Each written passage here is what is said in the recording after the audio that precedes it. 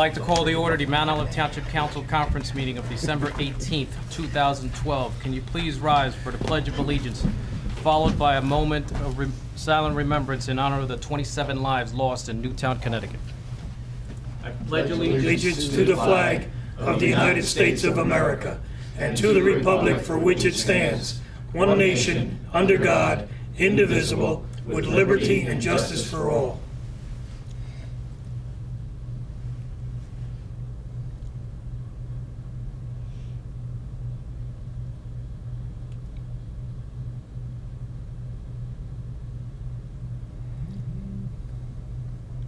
Thank you.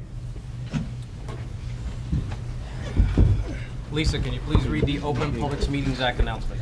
According to the Open Public Meetings Act, adequate notice of this meeting has been given to the Daily Record. Notice has been posted in the Municipal Building, 204 Flanders Drakestown Road, Mount Olive Township, New Jersey, and notices were sent to those requesting the same.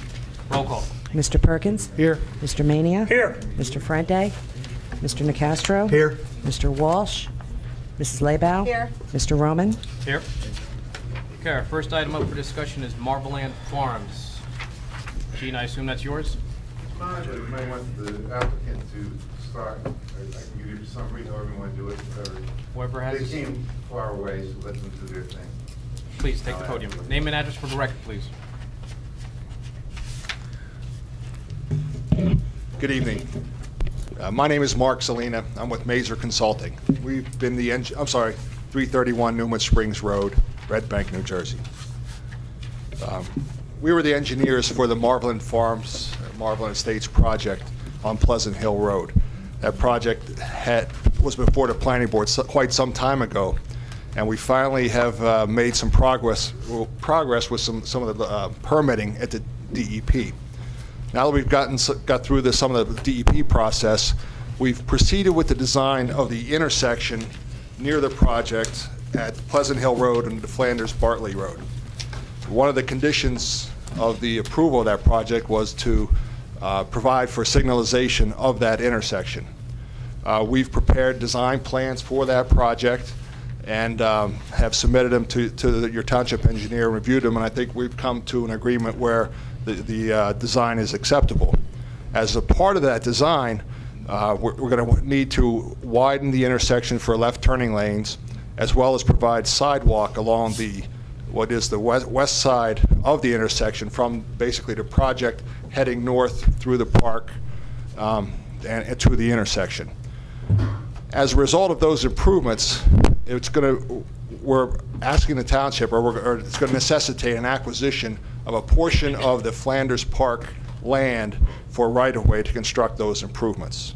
I have a sketch and a map with me if you'd like me to distribute it so you can see a little bit better about what I'm talking about, if that's appropriate. Yep. Let me just jump in here real quick on this too. It's kind of odd because it's town land still being town land. It's just that it's the park property end up being municipal right-of-way.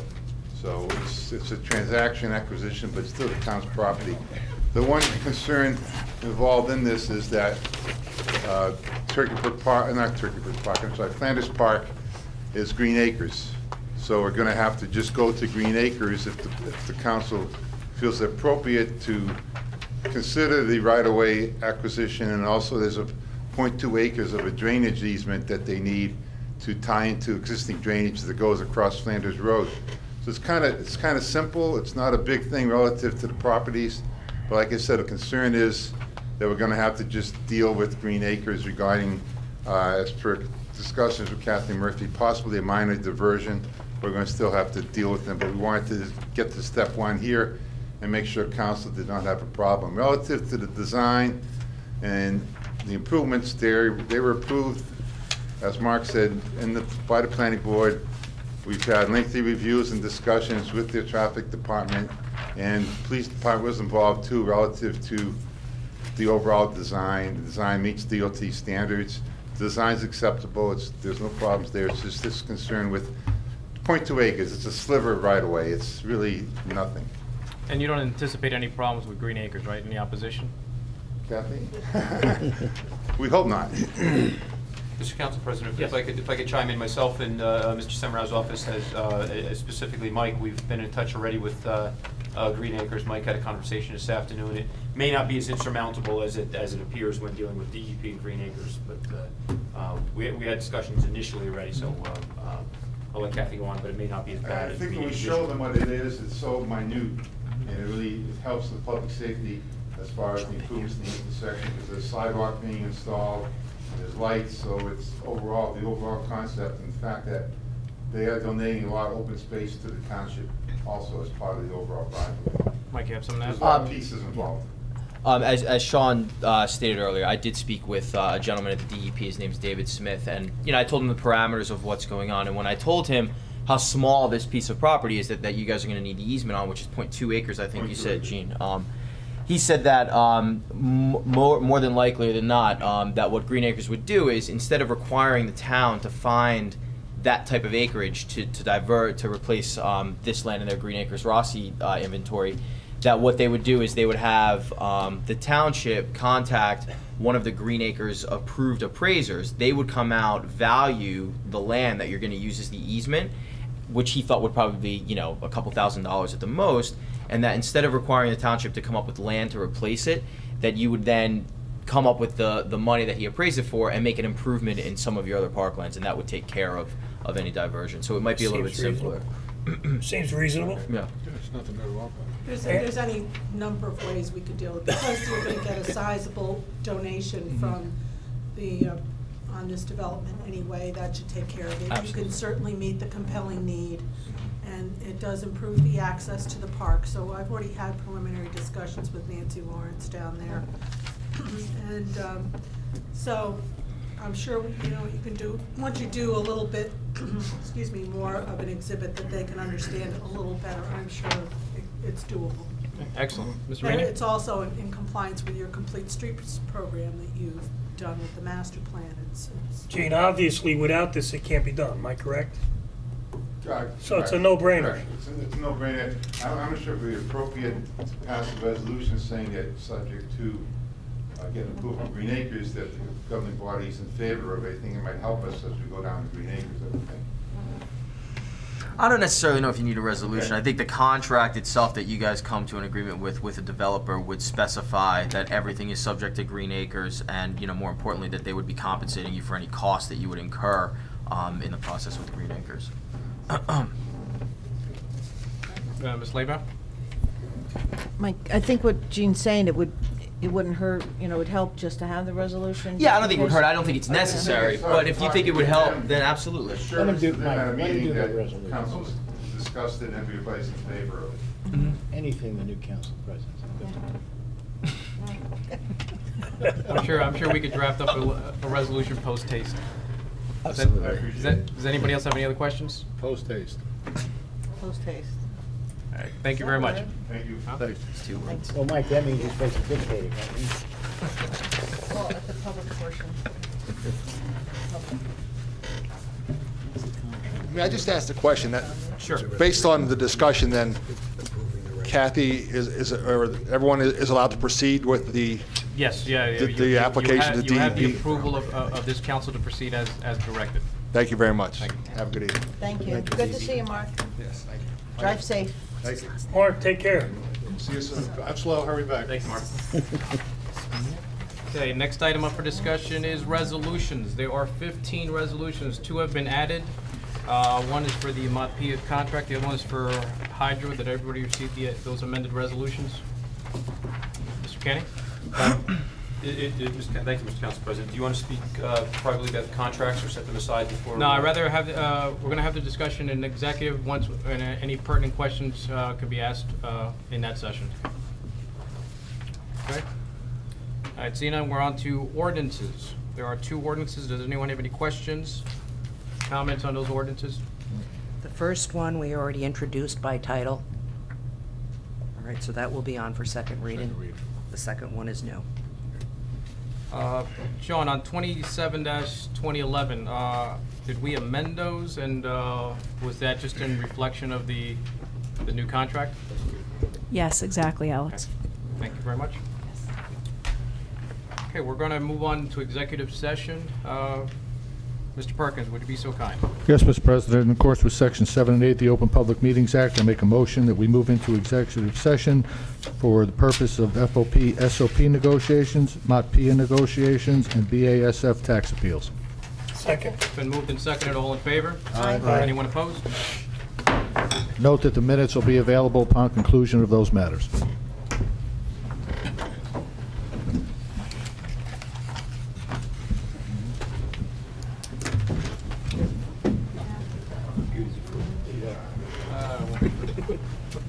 $34-0. Come on. No, we gotta go over the calendar. Should have did that a long time ago. Okay, we're back in session. All right, we're on to our first old business. Does anyone here have any old business? New business. Okay, we're on to our first public portion. Does anyone from the public wish to be heard? Please step up to the mic, name and address for the record.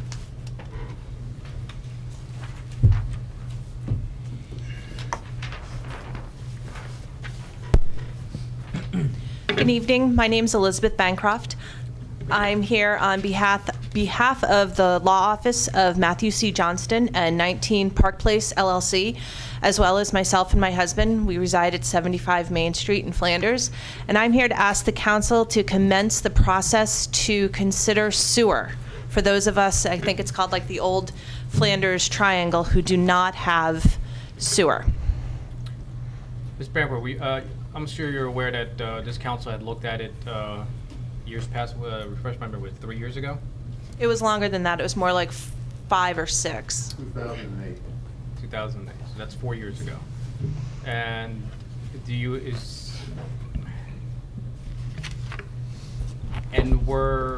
if I recall correctly, at that time, we had polled the residents in that area as to whether they wanted sewage in that area. Sean, do we have that, the results from that mailing? Because I can't recall right now. I was able to pull up the old feasibility study. I was not able to pull up the actual surveys themselves. The survey was conducted. Some of the dissenting voices out there felt that the survey may not have been informative enough, thereby casting some question as to the results. The survey was conducted, though, and it was not favorable. The main bone of contention was that the recipients felt the survey didn't explain enough options as to funding and any type of assessing. To that end, in preparation for tonight, myself and Jean and Sherry and Tim did work up ballpark figures if we were to proceed with this project and what the range of assessment would be given the various options per resident. They're not pretty, but we do have the results. Ms. Bamber, were you aware of that poll that I had? Yes, I was aware, and frankly, I don't remember receiving the poll. I remember thinking, wow, the township never followed up on that. And I was present at the meeting at that time.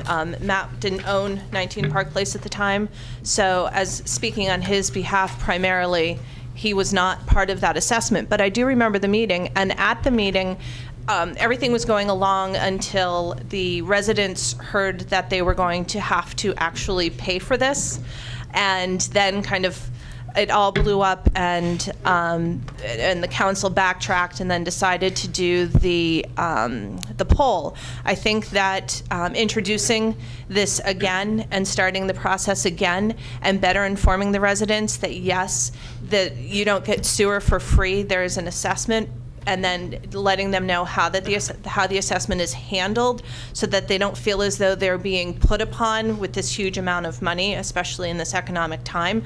But we've never given up wanting to have sewer. I know that Matt at 19 Park Place, if he were to have to do something about his, I don't know if he has septic, he'd be in big trouble. He doesn't have any room to go. It affects the value of our homes. It affects whether or not we want to sell our homes and how we go about doing that. And I would just ask that the council take a moment to think about that and to at least allow Sean to commence a feasibility study and to better educate the individuals who are in that area as to as I said, what the process is, what the cost is, how the costs can be offset, how the costs can be paid over a period of time, and quite frankly, what the cost would be to them if they had to turn around and fix an issue immediately, which is a much greater cost up front. And I imagine that Phyllis Shelton likely has a lot to say on this as well, and to give her an opportunity to say so, I thought she was going to be here this evening. Yeah, I mean, if I recall from the questioning, some of the problems that were with the polling done last time is that people were not informed as to that they had an extended period of time by which to pay that assessment. Is that probably your biggest point of contention? Yes, the issue, I think someone had raised the question, how much would this cost? Someone else on the council perhaps threw out a number, and then all of a sudden people thought, oh my gosh, I've got to come up with $20,000 in order for this to be something that I can consider. And the meeting got, I think, a little bit out of hand, and so it was determined that the issue would be polled. And I don't think that the poll, as Sean stated, there were some people who didn't feel as though it's set enough. I think that people need to be better educated. You know, for those of us who really want this, to have a second go at it. Ms. Labo? There's another part that everybody has to consider. Earlier this year, the DEP passed new legislation that you can have cesspools. I asked Mr. Canning to do an assessment. There's about 15 properties on Park and Main Street that have cesspools, and what that means is if they sell their home, they have to have a septic put in. The thing what the DEP did not do is they didn't determine who would pay for it, the seller or the buyer. Now immediately that's a huge loss in value to the home, because now that whether they want to or not, if the cesspool is operating properly, they still have to put a septic in. I have a feeling the whole idea behind them doing this is that because of Drake Brook is right there, they want to try and protect the water supply, and it could be that at some point DEP is going to say you can't even have a septic, and then we have all these people with septics there, and if they try to move, past title, they're going to have to put in, we're going to have to put in sewers anyway. And the other problem is that this is the historic section of town, and at this point, I would be really shocked if any one of those properties perked for a new septic system. So all of them are going to have to be above ground, and you're looking at $50,000 minimum for an above ground septic system. And there is hardly any room, and you're right, Matt's office, I don't know where he would put one. I mean, there's no front yard, and the backyard is parking for his office. So it really is a huge expense going down the road for all of the residents there and businesses, and I understand that it's going to be a huge expense to put sewers in there, but it has to be really explained, all the way across the board how much it could cost and what it'll cost over time. And I know it's going to be a large number, but I think eventually we're going to have to do it. Mr. Perkins? Thank you, Mr. President. I would like to, and I don't know who still has the files with the questions that were sent out, with the costs. There were Highlands issues I know that would have to be dealt with in that area. There's a tremendous cost. If it's in this council's pleasure to send back everybody who's there another survey that may be more informative than the last one for those people who may or may not have understood, and give them a bottom line number that this is going to cost you $50,000 and it's payable over a 10 or 50 year period, whatever, and the township is going to have to bond this and get the work done, and Gene's group is going to have to go back to the DEP, as I'm sure he's already, and I remember he was already there, and it was pretty much that we weren't going to be permitted to even put a sewer in there because it's in the Highlands protected area. So, yeah, so, I mean, is it our purview now to ask the administration to go back and put some sort of a letter together, Alex, and let's ask them again? But I think we need to, again, come up with the same dollar figures. They have to be in a file someplace here. Right. I mean, I'd be more inclined to, yes, definitely poll the residents again with the better questions so that we no longer have any issues as to people were not informed properly. But obviously, before that can happen, we need to know what the figures are, and feasibility and et cetera. I would be remiss to whether to include in that if you were not to do approved sewers, you'd be paying for your own septic, and that amount is this. I think that's up to more the residents' due diligence to figure out. Well, excuse me, I don't mean to interrupt, but quite frankly, let's be honest about the residents. I'm a rather educated individual, and I didn't know that the DEP had passed a law recently. I just knew that if I wanted to sell my house, then I would have to upfront pay the cost of a new septic system, which, unless I negotiated it, that the buyer was going to pay for it. I think that the residents need to be told that the DEP has passed a law. This is the effect of the law.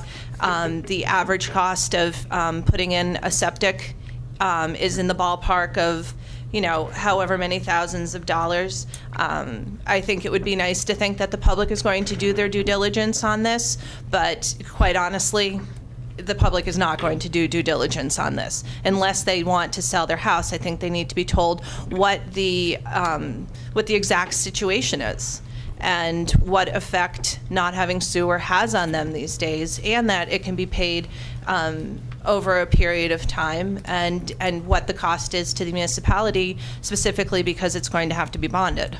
Mr. Mania? Sean, did we have a cost in that last survey, what it would cost a resident for the sewer? Yes, I do. If you so desire, I can actually run down the whole, define the problem here and the solution as presented in that feasibility study. The reason why I'm asking, whatever the cost may be, and I think Colleen is right, a new septic system would cost you anywhere between $30,000 and $40,000. So I don't know what the cost of the sewer is, so in comparison. Do you mind if I just go down? No, please. We've done a lot of discussions, and I have all the information. Yeah, come on up to Gina. I'm going to talk, and then you can supplement or chime in. And also, I was reading this during the Jets game last night. It was more interesting. So. I also believe that Well, the you had enough Catholic time. Church wanted septic too. Yes. Your They wanted sewer. Sewer. Your significant Sorry, hurdles don't know my currently, terminology. From the 2008 study, there's a couple before you even get to the point of costs. Now, the first thing is capacity. Does our sewer plant have capacity? And from the study, it appears it'll be slightly over 80% capacity, which would be below 0.5 MGD, which would allow capacity, but there's additional reporting requirements on top of that would have to go to DEP. Part of the 103 homes that are affected down there's about 33 that are in the Highlands Preservation Area. Now that's a whole other hurdle that has to get through. You have to get Highlands waivers. Part of the Highlands waivers are you have to show that there's an existent known failing of septic systems in there. So that's another hurdle which may or may not be met depending on whether that's been reported to our health department or what is known about that. So even getting by them and putting a pumping station on the feasibility of study had recommended St. Elizabeth's coming into some type of agreement on their property. That alone, that pumping station, and I'm going to let Gene speak to the mechanics of the siphon and the pump and the grinder pumps or whatever. The cost back then was $2.82 million. Now the further piping and completion of the sewer in Old Flanders area, estimated in 2008 was $3.82 million. Now, adding CPI on top of that, we'd have to update those figures. And these are all hypothetical numbers. Again, you never know what the bonded numbers are going to be. You never know what the interest numbers are going to be. But based upon a 15 or 20-year payout, you're looking roughly, this is very rough, of about $49,000 to $50,000 per house if we were to bond this through this sewer utility. Now, there's added calculations, which we didn't have the time to go into today. I'd asked Sherry, and she almost dropped dead when I asked her at 8 o'clock. I wanted a real quick number. Valuations fluctuate per home. So even though the rounded number may be $49,000 or $50,000 per home, a home valued a little bit higher may be paying more versus somebody a little bit less. So that number comes out to a certain figure per month, whether it's $280, $300, $350. It's a long period of time, 15 or 20 years. So again, there's a little bit more due diligence that has to go out there before we present hard or rough figures to the residents. But I'll let Gene chime in on to more of the mechanics. But those are the hurdles just from a preliminary review of this. It's not to say we can't do it. We should go out with these figures, but we have to harden some things up. And those are the problems that we face. The figures, though, we need to determine a methodology in terms of how we're even going to come up with those numbers. So I really think you need to be careful about what you're going to put out there, because the number could really vary, and you don't want to have it be where we say it's around this and somebody comes in and it's, $10,000 or $20,000 different. I mean, are we going to get loans for the project? Are we not? You know, there's a whole multitude of things that would have to go into basically a feasibility study. It's just not something we can say, you know, here's the number. No, we did the feasibility studies, my former company, back in 2008, and Sean kind of gave you a quick summary of the numbers. I think looking at present day numbers from construction, administration, you're probably looking at a $4 million project, I would think. Biggest concern, which Mr. Perkins brought up a minute ago, is Highlands. There's 33 homes in Highlands, and one of the concerns, you can probably get a health and safety waiver if you can prove that there's failed systems. Now, I know 4 years ago, when I spoke to Frank Wilbert, there wasn't a lot of information about failed systems. Now, when I spoke to someone in that area, a meeting about a week ago, they said, oh, well, that's because people are afraid to say they have a failed system and that they pumped it out. They said, well, you're hurting yourself because they don't, if the health department doesn't have that track record for information, it's difficult for us to try and get a waiver, which isn't easy because you're in the Highlands Presbyterian area, no extension of sewers or water lines, so to get that, you really have to have that information. And if people just don't want to go to the health department and tell them they're getting it pumped out and they give them no records to pump it out, so that's the thing. A lot of times, they're supposed to fill out forms, I think, and give a date when they get it pumped out. But let's face it, if somebody calls up a septic company and says, come on over today, 10 o'clock, pump me out, nobody's going to know about it. Nobody knows. You know, so that could be a problem when we come back to the state. Ms. Leba? Gene, with the fact that there's so many cesspools in that immediate area, that's, if there is 15, Sean, I think that was the number. Cesspools. But a cesspool now, according to the DEP, you can't pass title if you have a cesspool. You have to put a septic in. So I would think that that alone would be considered a failed system. I don't think it was considered a failed system because it's just like a failed, a septic system and cesspool both work the same ways. Septic system fails, it fails. I mean, from DEP standpoint, if cesspool's still working, it's not a failed system. But from the DEP standpoint, they passed that law that if you sell your house, within 2 months, a septic has to be put in. They don't care if it's working or not. You have to put a septic in. You cannot pass title on a house with a cesspool. But I don't know really as far as those homes with cesspools, because I know how small the lots are there. If they can't physically put a septic system, I'm not sure what the recourse is with the DEP on that. I'm just saying that might. But if the cesspool works, as Gene indicated, you can't consider it a failed system. No, I know. That's what Gene is trying to say. No, right? What I'm saying is the state law, the DEP is saying that they don't want cesspools now, so in terms of getting a waiver from Highlands, you could say, hey, wait a minute, DEP just passed this, and so how come? They have to get a good lawyer like Mr. Dorsey to fight. Yeah. They can't call the property not usable, you know? No, I understand, but I'm just using that as a point that we might have a little bit more to go with if they're saying that they don't want cesspools at all there. That, you know, we're saying, hey, we want to improve, and this is going to create a hardship financially for these people, loss of value in their home, loss of taxes for Besides the financing, there's a lot of hurdles between permitting. I mean, there's a siphon that has to go into Drake's Brook. But there are engineering items that can be addressed and just cost associated to it.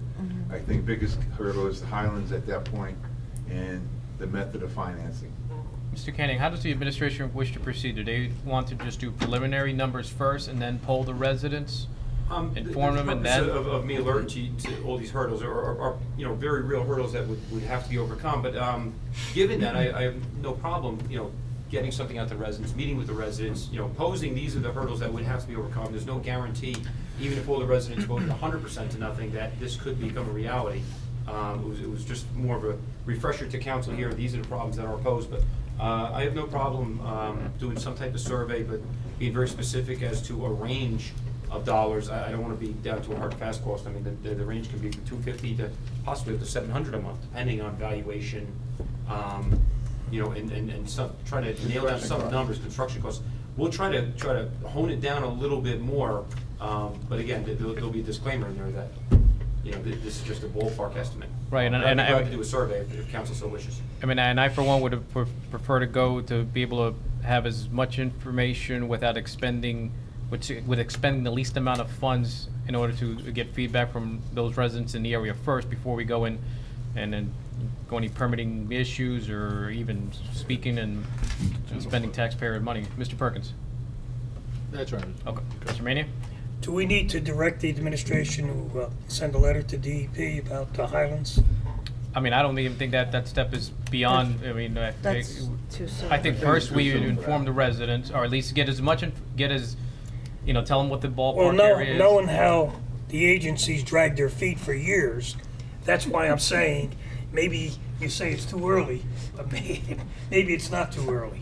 I'd like to proceed to try to get in touch with all the residents. We'll hold a meeting, outline everything we did here today. We'll refine the information, try to get everybody some flyers, and just, you know, try to educate everybody as to what the problems are, what the potential costs are, and then follow that up with a robust survey outlining several options, including, you know, $50,000 up front, bonded over 15 years, 20 years, that sort of thing, and try to get the results out of the council. And I definitely would prefer that be registered mail.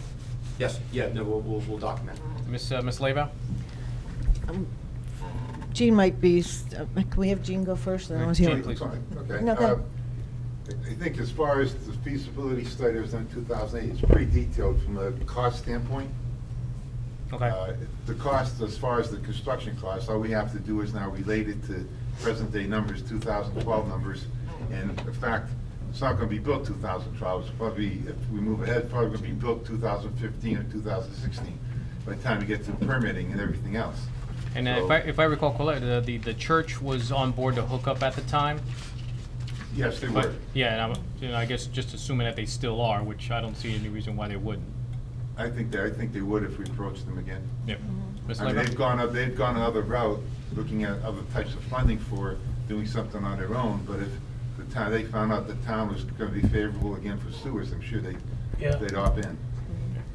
I just want to say, sending a letter out to the residents is a little bit tricky because it's hard for a lot of them to really understand what it means. It's better, let me put it this way. What I heard from a lot of residents down there was that the letter, everybody was just confused, totally confused, so. I'd like to have the meeting ahead of time before sending the survey. I'd really try to encourage them to come to a meeting. We'll spend a couple hours and go over all the, it's a complex matter with a lot of subplots. And also, Jean's absolutely correct. A lot of them, I know of somebody, I'm not going to mention the name, they are actually emptying their septic system every other month just to keep it going. You know, and they're spending a huge amount of money to keep doing this, and they can't, and they actually, this property in particular Every gets month? rented out. Every other month, she was telling me she has to, yeah, she has to keep emptying it out. And, but that might actually be a cesspool and not a septic there. She wasn't sure. But the problem is she can't even rent the house to as many people as she could, like a four-family. She has to only rent a four-bedroom to two people because she doesn't want more usage going in there. So those are some of the stories that I'm hearing. You're probably hearing the same thing from people because they're afraid that they'll be forced to put in a septic, and they know that they couldn't afford that either. So I So think it's something we could discuss with them at the meeting to let them know. You have to somehow have some type of record to go to Highlands. So it could be if they have their receipts and if they understand they're not going to be penalized, they're just afraid they're going to be forced to put in these septics, and they know it's going to have to be above ground, and it's going to take away so much value because then they're going to have all these huge mounds all over, and it's going to be awful. It's really a bad It'll situation. look terrible, too. It'll look absolutely horrible. The and water table in that area. That's a very high Yeah. water table, and that's why if the Highlands gives us a hard time, that's the most outrageous thing, because the Highlands is all about protecting the water and putting in sewers versus septic or cesspools. The sewers protect the water. I think we're gonna send you down to DEP. Yeah, I'll You beat make 'em a up. strong argument, I'm going to Mrs. beat them up. Leybow. Mr. Perkins? Thank you, Mr. President. I agree with the administration and with our township engineer. Have the next year's council president, let's, let them give some time, let them put together the certified letters. The certified letters go out, set up a meeting on the agenda during a workshop, get the residents to come in here, face-to-face, explain, then they can all walk away. So if anybody has a question and didn't understand, which happens, reading, believe me, I read a lot of things, including my birth certificate, I don't understand. So I'd like to get this resolved, have it for a meeting for sometime in the early part of next year. That'll give the administration some time to be able to come up with today's, use a consumer price index, kind of get to where we are in 2015, 2016 construction costs, and then let's present that out to the residents. And if the votes are there, and then the council decides to move forward, then we look to get to bond council and see what we can do for bonding a new project. Good idea. I agree. Is that good? That's great. Thank you so much. You're welcome. Matt told me don't screw it up. I think I can go back and say I didn't screw it up. Tell Matt I might be seeing him Friday. For He's closing. out of the country. Oh, he's out of the country He's now. out of That's the why you're here. country. Who's covering? Rick. Okay. His paralegals come on. Yeah. Thank you all very much. Have a great holiday. See you later. Merry Christmas and Happy New Year. Happy New Merry Year. Christmas, thanks. Okay, thank you. All right, is there anybody else from the public that wishes to be heard? Okay, seeing none, can I get a motion to adjourn to the public meeting? So moved. Second. Been moved and seconded, all in favor? Aye. Anyone opposed? Okay. At this time, I'd like to call to order the Mount Olive Township Council public meeting of December 18th, 2012. Lisa, can you please read the Open Public Meetings Act announcement? According to the Open Public Meetings Act, adequate notice of this meeting has been given to the Daily Record. Notice has been posted in the Municipal Building, 204 Flanders Drakestown Road, Mount Olive Township, New Jersey, and notices were sent to those requesting the same. Roll call. Mr. Perkins? Here. Mr. Mania? Here. Mr. Fuente? Mr. Nacastro? Here. Mr. Walsh? Mrs. Laybow? Here. Mr. Roman? Let the record here and let the record reflect that Mr. Ferrante has an excellent reason for not to be here today. He is the proud new father of a baby boy. Boy. All right, we're on to approval of previous minutes. Mr. Perkins. Yes, Mr. President, I move for the approval of the December 4, 2012 workshop, public meeting, and closed session. I'll second it. It's been moved and seconded. Anybody have any questions, comments? Roll call. Mr. Perkins? Yes. Mr. Mania? Yes. Mr. Nacastro? Yes. Mrs. Laybow? Yes. Mr. Roman? Yes. Okay, we have 41 pieces of correspondence. Does anyone have any questions, comments, concerns? Okay, seeing none, we're on to ordinances for public hearing. I open the hearing to the public on ordinance number 36-2012, entitled, "An Ordinance of the Township of Mount Olive amending ordinance number 3-2012, which established salaries for the mayor, council, department heads, supervisory personnel, and employees of the township clerk." Mr. Mania. Thank you, Mr. President. I move for adoption and final passage of ordinance number 36-2012. Does anyone from the public wish to be heard? Second. Okay, it's been moved and seconded. Any council discussion? Roll call. Mr. Perkins? Yes. Mr. Mania? Yes. Mr. Nacastro? Yes. Mrs. Laybow? Yes. Mr. Roman? Yes. I open a hearing to the public on ordinance number 36-2012 is passed on second reading, and I hereby direct the clerk to forward a copy of the same to the mayor and publish the notice of adoption as required by law. I now open the hearing to the public on ordinance number 37-2012, entitled, "An Ordinance of the Township Council of the Township of Mount Olive amending Section 4-29 and 4-41.4 of the Code of the Township of Mount Olive to establish the positions of Assistant Director of Public Works and Fleet Manager." Mr. Nacastro. Yes, I move for adoption and final passage of ordinance number 37-2012. Second. Is there anyone from the public that wishes to be heard? Okay, it's been moved and seconded. Any council discussion? Okay, roll call. Mr. Perkins? Yes. Mr. Mania? Yes. Mr. Nacastro? Yes. Mrs. Laybow? Yes. Mr. Roman? Yes. Ordinance number 37-2012 is passed on second reading, and I hereby direct the clerk to forward a copy of the same to the mayor and publish the notice of adoption as required by law. Okay, we're on to ordinances for first reading with a second reading of January 8th, 2012. I open the next item on the agenda is for first reading is ordinance number 38-2012, entitled, "An Ordinance of the Township Council of the Township of Mount Olive amending ordinance number 27-2011, entitled, "Fees and Rates for Off-Duty Police Officers."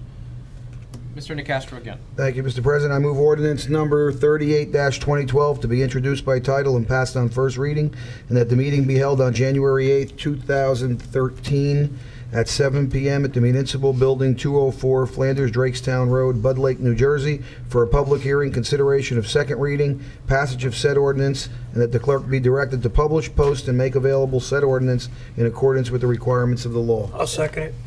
Been moved in second. Any council discussion? Seeing none, roll call. Mr. Perkins? Yes. Mr. Mania? Yes. Mr. Nacastro? Yes. Mrs. Laybow? Yes. Mr. Roman? Yes. Okay, we're on to consent resolutions. There are 15 consent resolutions. Does anyone wish to move any to non-consent? Okay. Seeing none, Ms. Laybow. Could you move those?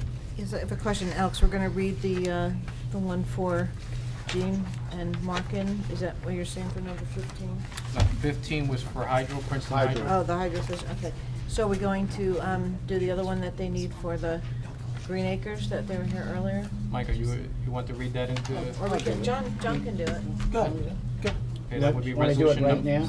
Yeah, let's do that. Number 16. All right, number 16, resolution 16. Whereas Marvelin Farms has for a considerable period of time been proposing and conducting studies relative to the development of a tract bounded by Flanders Bartley Road, Ironia Road, and Pleasant Hill Road. And whereas for that development to proceed, there is a significant amount of road construction, widening of the road, etc., at the intersection of Flanders Bartley and Ironia Road, which must be undertaken. And whereas in order to make those improvements, as shown on a plan prepared by Mazer Associates, it will be necessary to utilize a portion of what is referred to as Flanders Park, which was purchased with Green Acres funds. And whereas such land is not normally permitted to be diverted for development purposes, but under the circumstances, the Township Council believes that the proposed road improvements are significant and are necessary for the proper conveyance of traffic in this area. Now therefore be it resolved by Township Council, Township of Mount Olive, that it endorses the concept of widening Pleasant Hill Road at the intersection with Flanders Bartley Road, and that it is prepared to execute any and all necessary documents required by the DEP to permit the area, something less than 0.2 acres, be diverted from the Green Acres designation, which it currently carries with it for the purposes of permitting significant road improvements at that intersection.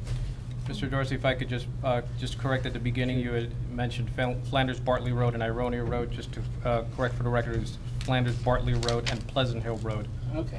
Thank you very much. All right, so Ms. Laybow, could you move those 16 resolutions? Yes, thank you, Mr. President. I move resolutions 1 through 16 for Second. passage. Moved in second. Does anyone from the public wish to be heard? Who seconded? I know you jump at it all the time. Right. Right. Right. You can give it to John if you want. Ms. Murphy. I just want to comment that on the community development resolution. It's supposed to be discussed at a public meeting. Our application this year will be, again, some more drainage. We had looked at some issues for Flanders Firehouse. We decided not to go with that. We will be filing for some drainage in the Bud Lake area again. And we don't have all those details firmed up, but the application is due in the beginning of January. So that's our intent. Thank you very much. Thank you. Okay, is there anyone from the public that wants to comment on that resolution? Okay, seeing none. Any council discussion on that? Any discussion on any of the other 15 resolutions? Okay, roll call, please. Mr. Perkins? Yes. Mr. Mania? Yes. Mr. Nacastro? Yes. Mrs. Laybow? Yes. Mr. Roman? Yes. Okay, we're on to consent motions. We have the bill list.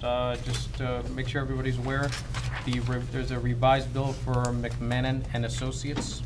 McManaman and Scotland, our bond counsel. The bill list was just changed. There was a reduction in their bill of $3,000.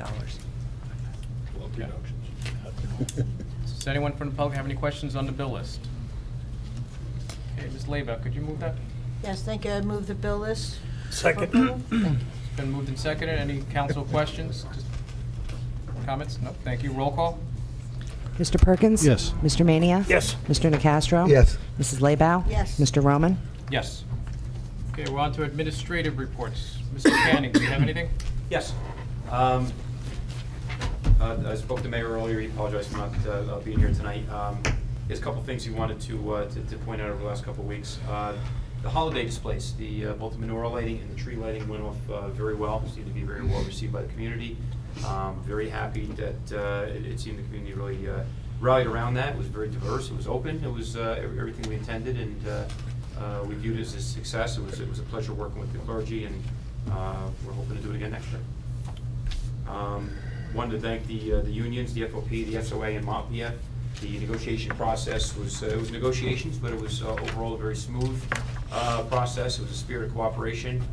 We want to thank the unions on record for keeping the township's best interests in their mind. It was very good. It was good sessions, and it was a pleasure to work in partnership with the unions to come out with the outcome that it was amicable for everybody. And if I may interject on that, I'd like to applaud the administration and yourself for and your staff for the negotiations. I believe this is, having served on council for a short period of time, this is probably one of the most quickest contracts and with the least amount of gripe, if I may say. And it's a pleasure to see that both sides were able to come to an agreement that was pleasing to all. Normally in negotiations, if both sides are unhappy, you consider it a win, but I think in this aspect, both sides were happy. On Sunday, the mayor and several council were present at the senior center. The tragedy that happened in Newtown, Connecticut, the community really came out. I believe Girl Scouts and some other groups. They created over 1,000 worry dolls for the tragedy up in Newtown, especially for the surviving children of the horrible incident which happened up in Newtown. The mayor wanted to call attention to that. And lastly, wanted to thank the Longhorn Steakhouse.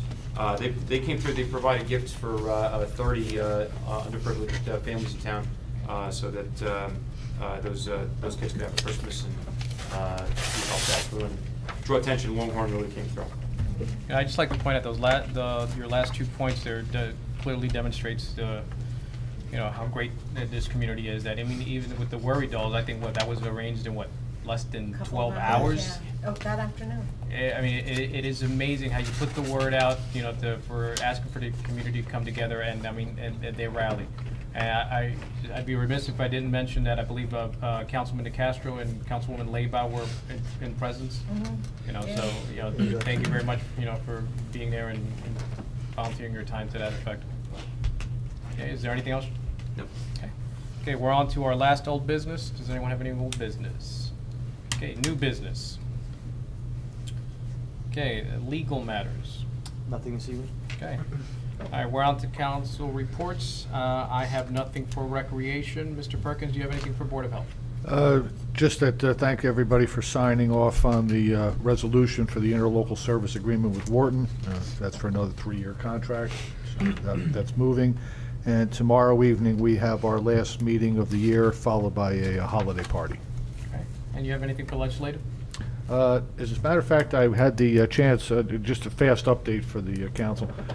The BPU has still not gotten back, surprisingly enough, on the COA, where we talked about the use of the Affordable Housing Trust funds to help support our obligation, whereby inclusion in the New Jersey Clean Energy Program would entitle them to program incentives. The person, as I said, from the state, from the attorney's office that sent me back, her response was that new construction was not permitted, which of course is completely false. So I sent back my replies through the 24th Legislative District. They supposedly was to go to the board. I did have a chance to speak with freeholder-elect Scapicchio, our former mayor and council member here, and sent him a detailed email today. And he will be jumping on it, hopefully with the rest of the freeholders, because it not only affects us here in Mount Olive, it affects anybody that's not getting state funding. So let's see if that puts a little fire under it, Mr. President. All right, thank you. Okay, Mr. Walsh is not here for Board of Ed or Planning Board, and no Ferranti. Mr. DeCastro, you have anything for safety? No reports on either. Okay. And Mr. Mania? Yes, both myself and Mr. Canning attended the senior center today. At the senior center, they had a Christmas party. We both wished them a Merry Christmas and a Happy New Year. And Mr. Canning was able to supply them with some hot numbers in the event of occurrence of another hurricane, because some of them don't have emails, and they were grateful to have these numbers. Thank you, Mr. Canning. If Council, that part of the after-action report we had come up with that was that we were going to have a recorded line, so that's set up and ready to go. God forbid Excellent. we have to use it again, but the seniors were provided today with the extension to call, and should we be in that realm again, we'll have a recorded message updated every 2 to 3 hours or as necessary. And if I recall from the after-action report, one of the things, items on there was to reach out to the big box stores in order to kind of ask them nicely if they could put a display in their entrance. Have we reached out to them yet on that? Yeah, we've sent them letters as well as, that's just the last couple of days, the major apartments and condominium associations. That letter had gone out a week and a half ago. We've already started receiving feedback from them, so that's all in the works. Okay, excellent. Our goal is for January 1st to have all this stuff up and running. Thank you. Ms. Laybow? Nothing to report. Okay. All right, we're on to our last public portion. Does anyone from the public wish to be heard? Phyllis, would you like to speak? Sorry, I have to tell you what this is to last. If you could go to the last public portion. Can I mention the source? You can mention anything you want. But you don't have to get into it. I won't do that.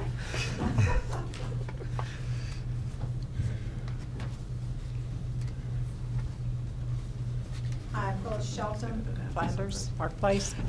And I was just talking to Elizabeth, my neighbor, outside until I got so cold I decided to come in because I had just sort of missed what I came for, which was, again, to talk about sewers for Old Flanders, which is our very last chance to do it. This is it.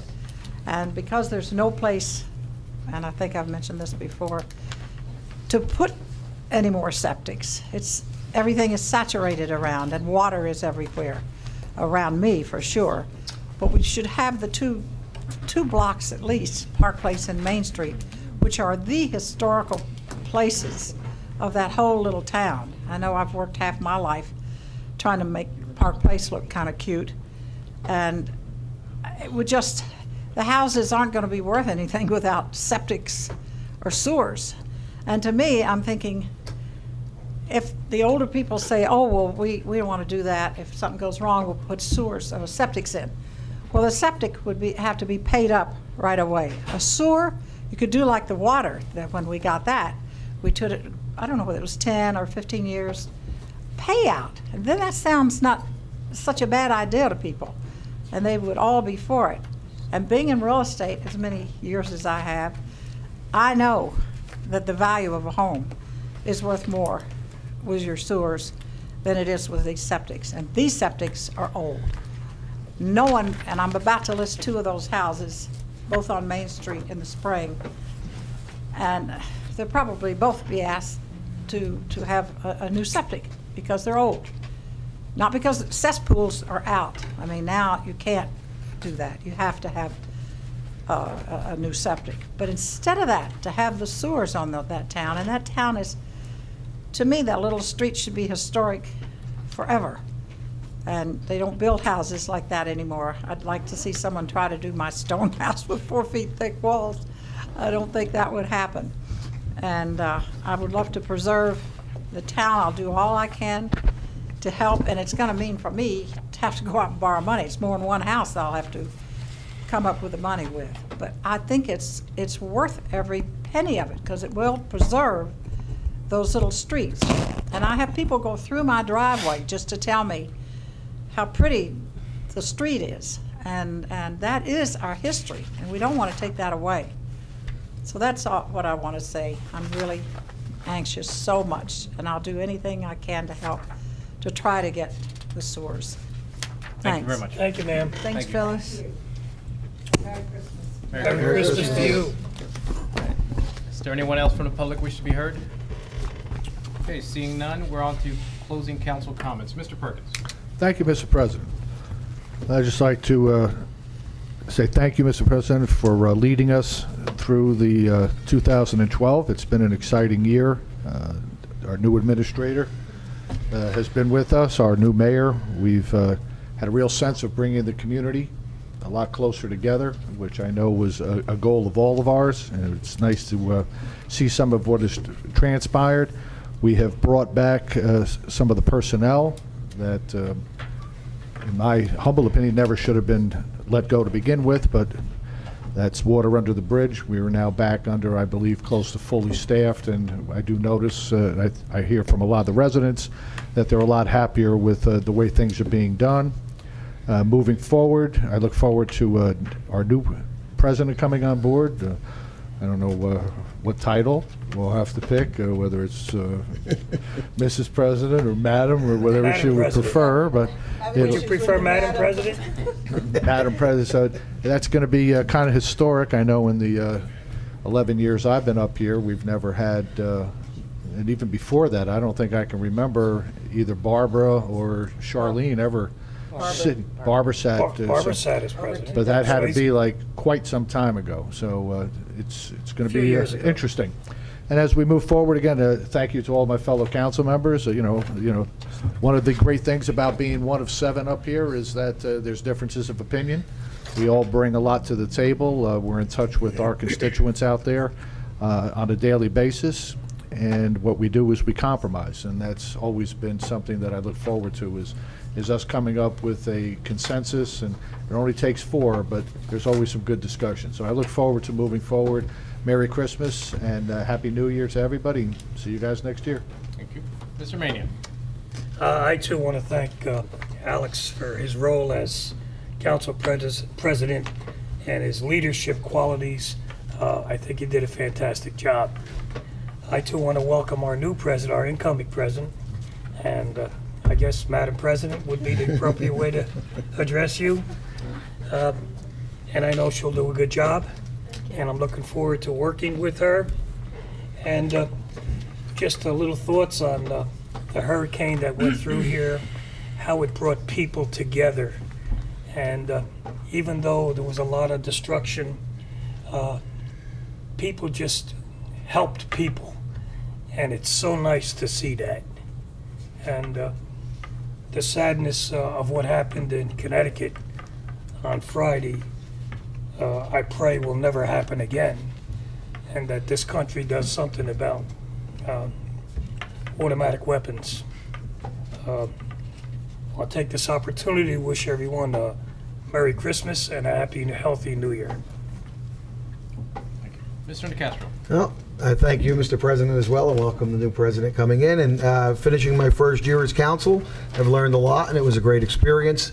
I was very happy this year. It was exciting, all the things that happened, from bringing things back, seeing the hundreds or thousands of people participating in all the events around town. As John had mentioned, from the storm, seeing people come together, and the religious celebrations we just went through the last 2 weeks, and even Sunday with the families getting together like that. And it was just interesting. Even in my community in Wyndham Point, there was pies that were made. There's a woman that comes up from Iowa, drove her RV over to our neighborhood, and they enlisted 2 homes and a lot of people from our neighborhood, and they made 240 apple pies from fresh apples, and each pie had an initial for the children that were killed. And they were brought up to Connecticut this morning, I believe it was, to give it out to families. It's a charity she has that she does, feeling to communicate through people, through pies, bring a lot of joy to people and let them talk. And it just reminded me growing up in my old communities, when you come back here, it was just fantastic. This year seemed more than ever. Just seemed to be, everyone came together for a lot of different events. And it was a privilege to be up here, and I thank everyone for a great year, and I look forward to an even better 2013. Merry Christmas to all. Thank you. Hey, Ms. Lamott. I too would like to thank Council President Roman for an excellent year, and I think we had a stellar year. Everything that my colleagues have mentioned, I agree 100%. Sunday night, when we got together at the senior center to make the worry dolls for the children in Newtown, Connecticut. Worry dolls are what they would, just in case anybody doesn't know, it's a little doll made out of a clothespin, and if they're worried about something, they tell the doll what the worry is, and they put it under their pillow so they can get a peaceful night's sleep. It's a Guatemalan, ritual. I don't want to say ritual, but it's a tradition. Thank you. Joe and I were putting the faces on these little clothespins, and we were worried about giving the kids nightmares with.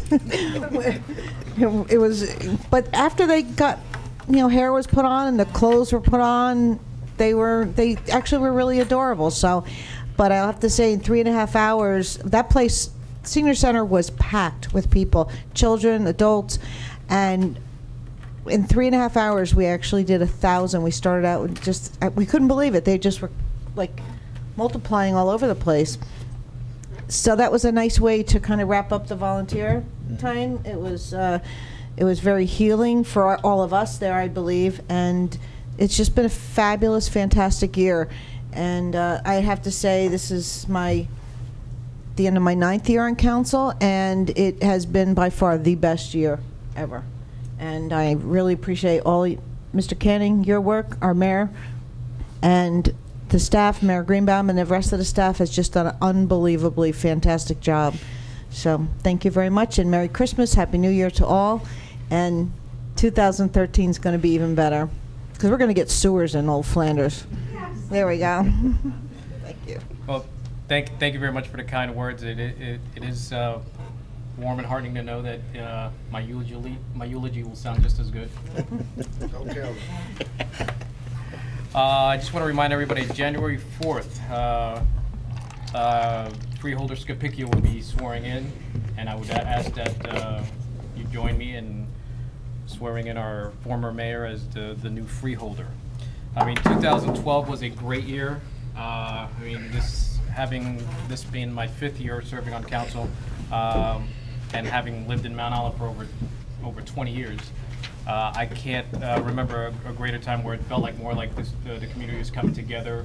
And even though the population has grown tremendously in the time that when I first started to, it has seemed to have gotten a little bit closer together. So I applaud the mayor and his efforts and his administration for allowing that to happen. I'd like to thank all of the rest of you for making that even happen and chipping in wherever we were needed. I think I serve up here with an excellent group of fellow council persons.